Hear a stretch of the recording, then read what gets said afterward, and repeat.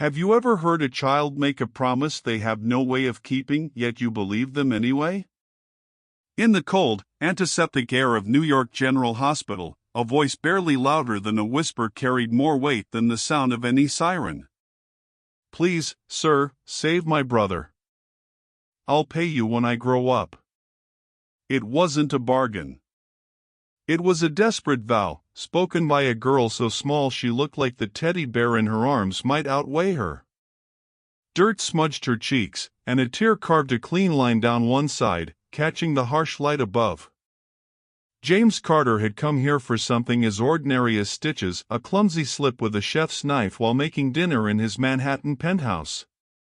He was used to clean lines, from the glass walls of his office to the precision of his code. But nothing about this moment felt clean or orderly. Across the waiting area, the little girl's plea hung in the air like it had no intention of fading. The young doctor she was speaking to crouched down, his hands open in a gesture of helplessness. "We're doing everything we can," he murmured, but her bright green eyes, too bright for the dimness of the room, were searching for something more. A promise. A miracle. James found himself leaning forward before he even knew why. Her small fingers clutched the worn brown fur of the teddy, its one missing eye stitched closed with mismatched thread. Every so often, she pressed it to her face like it could hide the trembling in her lip. The doctor glanced toward the swinging doors of the emergency wing. "Your brother's strong," he said.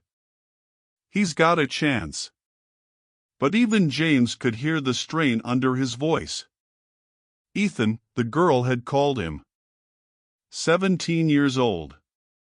A motorcycle accident. James wasn't the kind of man who lingered in public places.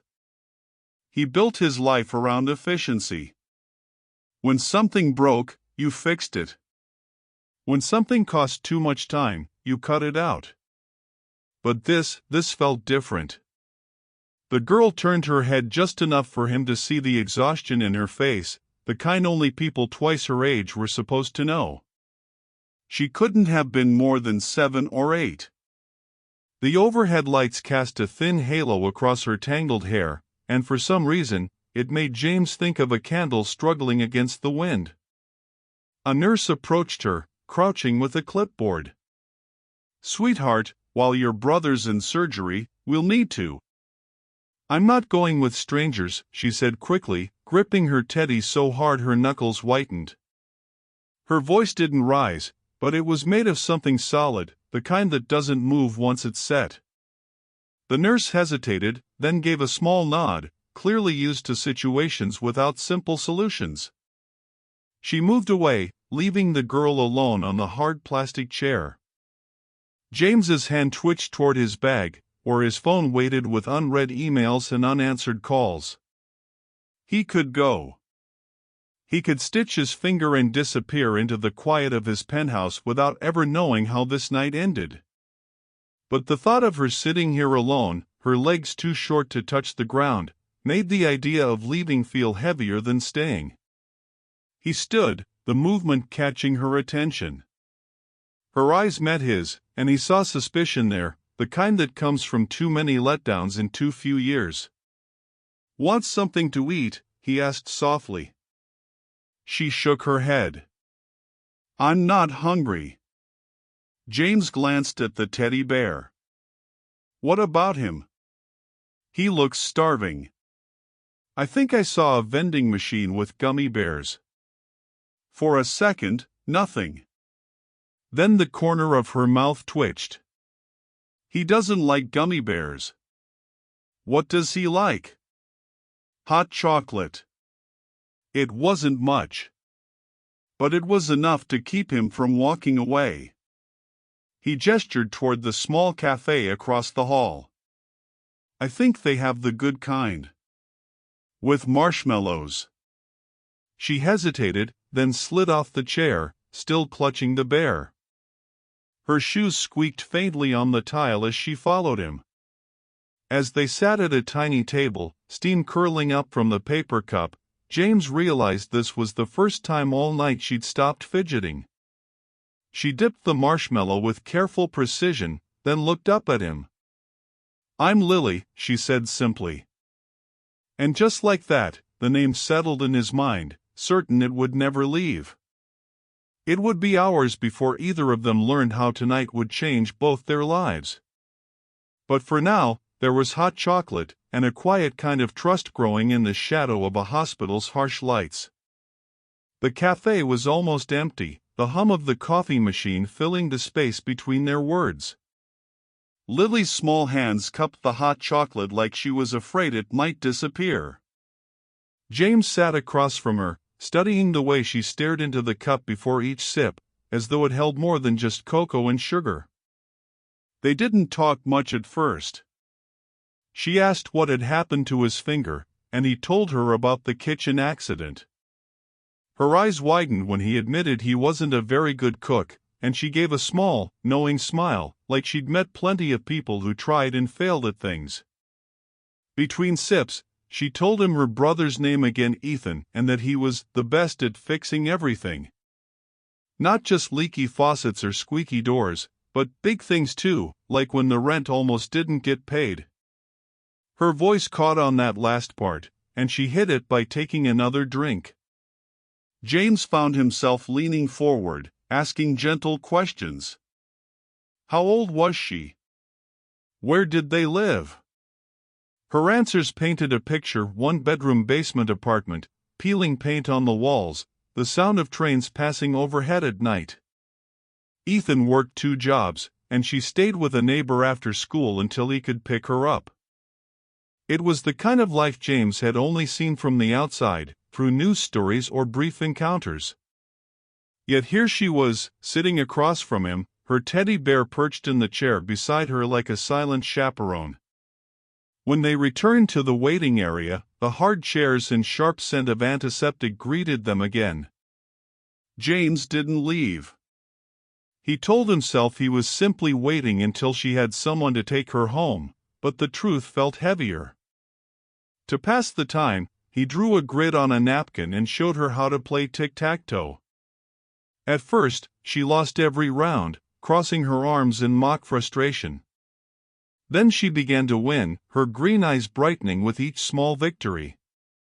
Somewhere in between, they shared a packet of crackers from the vending machine, breaking them in half so the bear could have some too. Hours blurred into one another.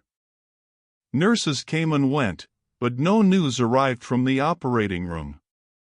Lily's head began to droop, her eyelids heavy, and James draped his jacket over her shoulders. She fought sleep for a while, insisting she needed to be awake when they told her about Ethan.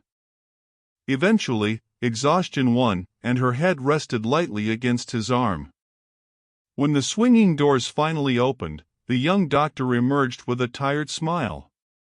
"He made it through surgery," he said softly. "He's stable, but he'll need to stay in the ICU for at least 2 weeks." Relief flooded Lily's expression, though she stayed quiet, her eyes locked on the doctor as if memorizing every word.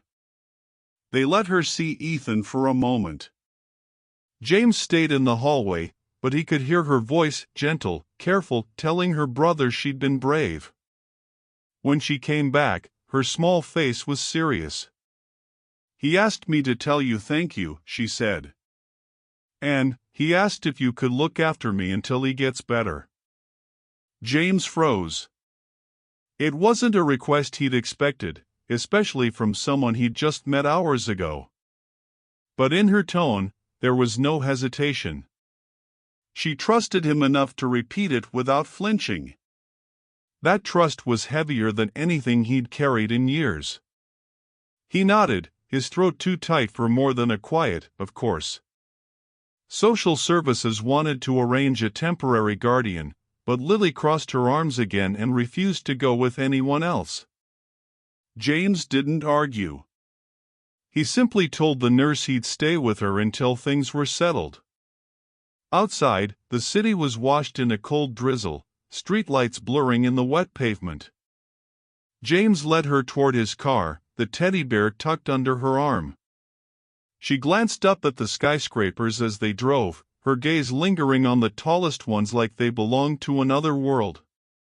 By the time they reached his building, her voice had gone quiet. The marble lobby and sweeping glass walls seemed to swallow her small frame, but when they stepped into the elevator, she tilted her head. "Do you live all the way at the top?" James smiled faintly. "All the way." When the doors opened to his penthouse, she stepped inside slowly, eyes darting from the floor-to-ceiling windows to the vast living room. "It's really big," she murmured.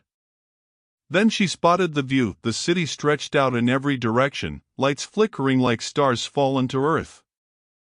For the first time that night, James saw her let go of the weight she'd been carrying. She walked to the window, her small hand pressed against the glass, and whispered one word he almost didn't catch. "Wow." Lily stood at the window for what felt like minutes, her breath fogging a small patch of glass as she took in the glittering city below. James watched her from a few steps away, unsure whether to say anything. She didn't look like a guest in a stranger's home, she looked like someone seeing the world she'd always imagined but never believed was real. When she finally turned around, her gaze landed on the oversized sofa, the tall bookshelves, and the sprawling kitchen island. "Is this all yours?" she asked. James nodded. "It's quieter than you'd think for being in the middle of the city." She walked toward the kitchen, dragging the teddy bear by its paw. "Do you cook here?" He chuckled. "I try. Tonight was proof I shouldn't do it unsupervised." Her smile was small but genuine. "Ethan says I'm good at making mac and cheese." "Then I think we have dinner plans for tomorrow." He showed her the guest bedroom, the walls soft cream and the bed dressed in crisp linens. She touched the edge of the duvet like it might crumble if she pressed too hard. "It's soft," she whispered. "We don't have blankets like this." James felt an ache settle in his chest. "You do tonight," he said gently. That first night was quiet. She showered, emerging in an oversized t-shirt he'd found for her, her damp hair brushed into a neat curtain around her face. She curled up on the bed with the teddy tucked under her chin and, within minutes, was asleep. James lingered in the doorway, watching the even rise and fall of her breathing. He tried to tell himself he was just making sure she was settled. But the truth was, he was struggling to remember the last time he'd felt responsible for another person's safety in this way. The next morning, she padded into the kitchen, barefoot, her hair slightly tangled from sleep. "Do you have pancakes?" she asked, almost shyly. "I think I can manage that." He found a mix in the pantry and heated the griddle, letting her stir the batter.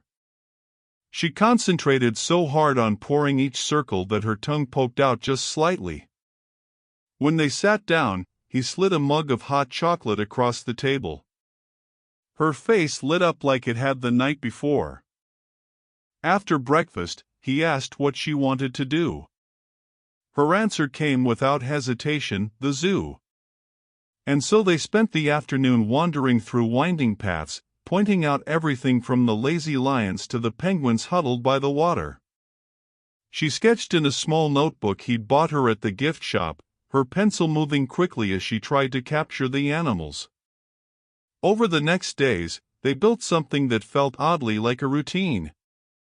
Mornings started with pancakes or toast, afternoons sometimes in the park, sometimes at the library.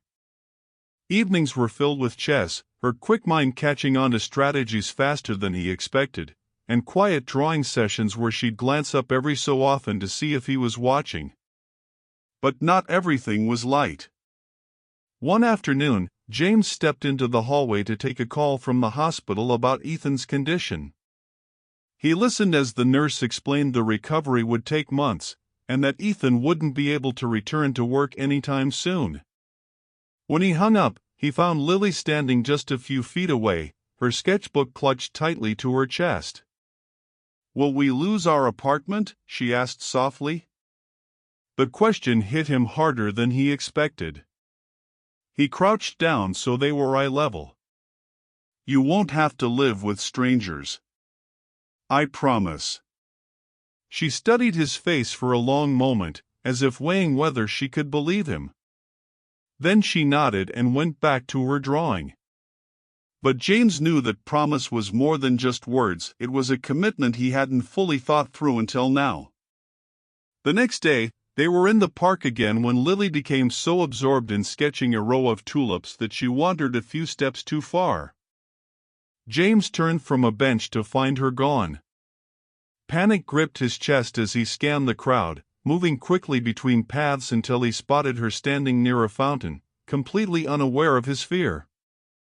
When he reached her, he rested a hand on her shoulder. "Don't do that to me," he said, the tension still in his voice. She looked up at him, puzzled. "I wasn't far." "You were far enough." That night, as she fell asleep after a dinner of macaroni and ice cream, James sat in the quiet living room, realizing the truth he hadn't wanted to face. He didn't just care about her. He needed to protect her. And that feeling was only growing stronger. The days that followed blurred into a rhythm James didn't expect to enjoy as much as he did. Each morning, Lily would appear in the kitchen, hair slightly tousled, the teddy bear always tucked under her arm. She had begun calling him Coach, a name that started as a joke during their chess matches but somehow stuck. He didn't correct her. In truth, he liked it. One morning, they baked cookies together, her idea. She insisted on measuring the flour herself, standing on a stool to reach the counter. "Ethan says I'm a good helper," she declared, dusting a little sugar onto the table by accident. James let her pour the chocolate chips in, and she grinned when he pretended to steal a few. By the time they pulled the tray from the oven, the apartment smelled like warmth itself, and Lily's laughter filled spaces that had felt too silent for too long.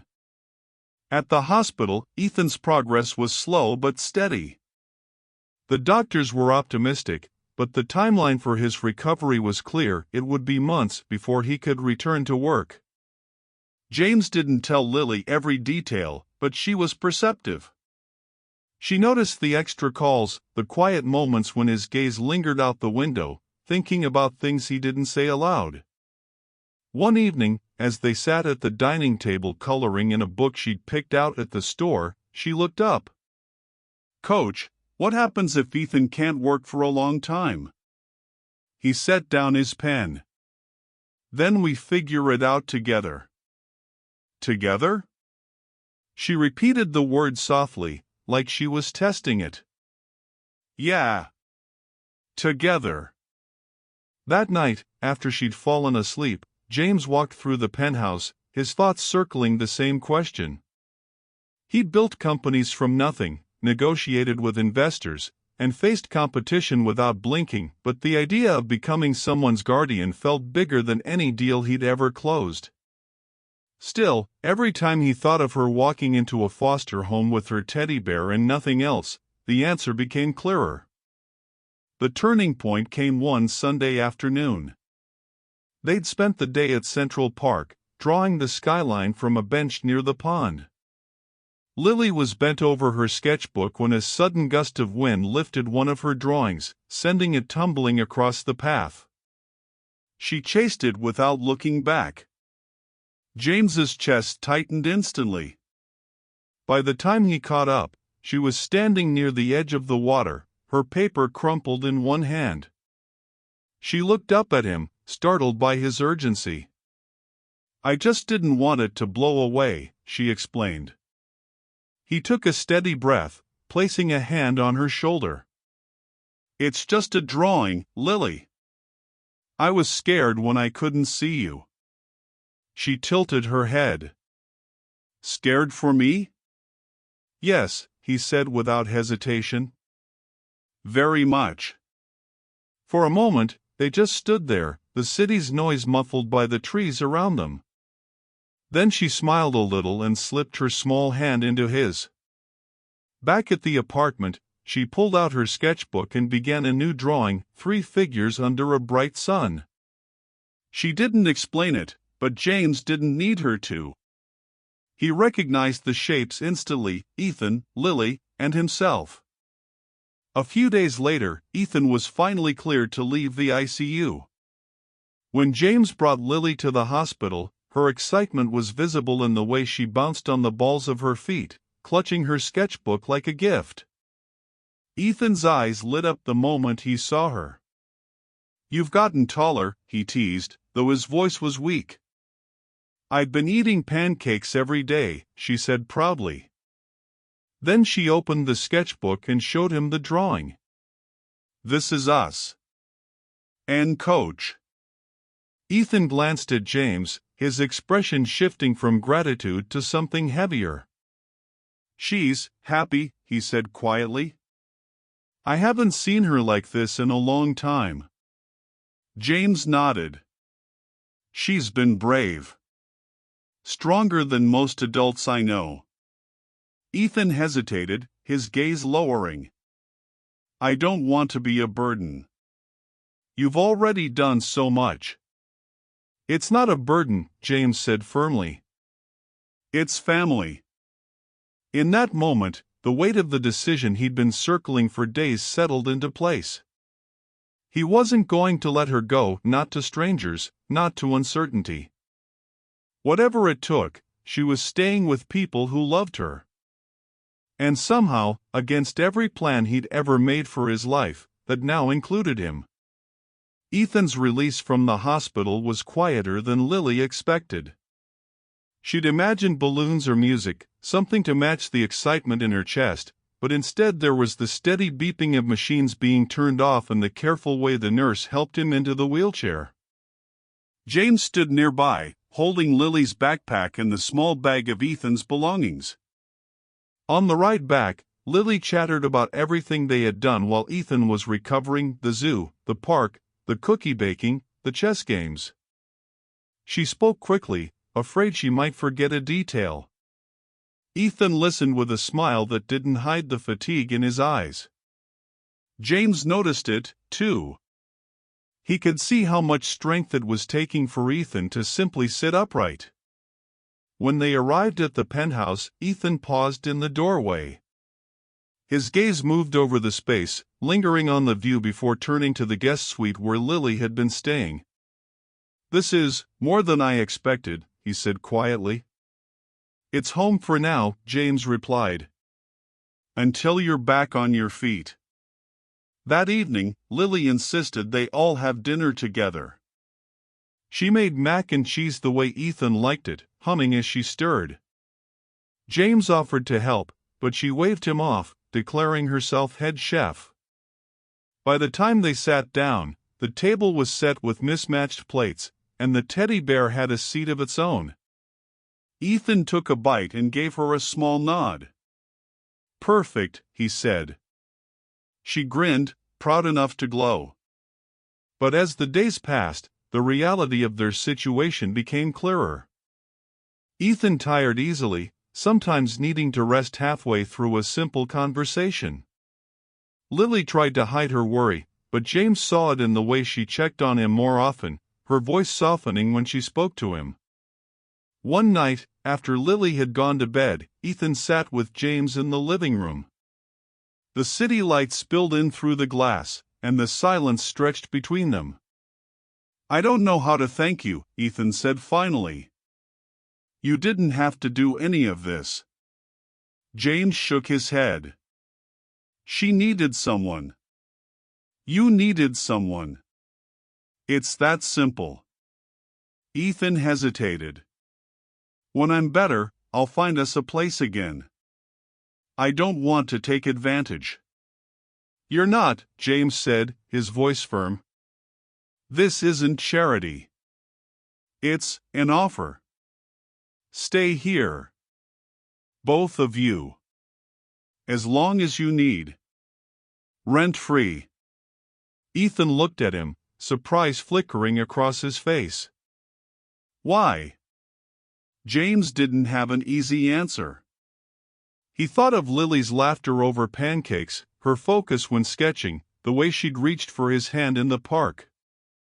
Because she feels safe here, he said at last. And maybe I do, too. From then on, things shifted. Ethan began short walks with Lily, leaning on her arm in a playful way that made her giggle. James worked from home more often, finding himself listening for her voice in the background. Meals became a shared ritual, sometimes takeout, sometimes whatever they threw together from the pantry. One afternoon, Lily was sitting at the kitchen island with her art supplies spread out when she looked up and asked, "Coach, will Ethan and I live here forever?" James smiled. "Forever is a long time. But I can promise you'll always have a place with me."